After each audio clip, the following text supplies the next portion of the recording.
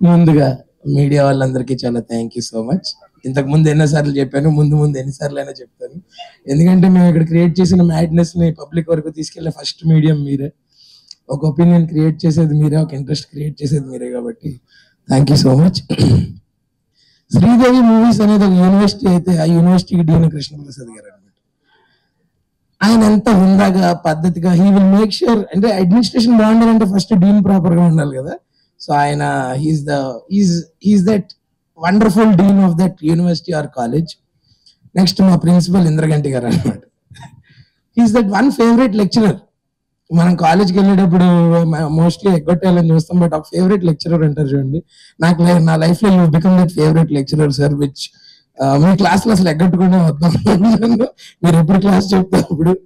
అలాగే నా క్లాస్మేట్స్ లో నా favourite buddies Darshibai and Roopa. Thanks for being my besties all throughout. And అలాగే మన కాలేజ్ లో ఒక ఫేవరెట్ సీనియర్ ఉంటాడు నిజంగా, అంటే మనకి గైడెన్స్ ఇస్తూ లైఫ్ కాలేజ్ అన్నాను అందుకే. సో నిజంగా బట్ జోక్స్ అపార్ట్, ఈ సినిమా ద్వారా నాకు లైఫ్ లాంగ్ బాండ్ ఏర్పడింది నాకు కిషోర్ అన్న తోటి.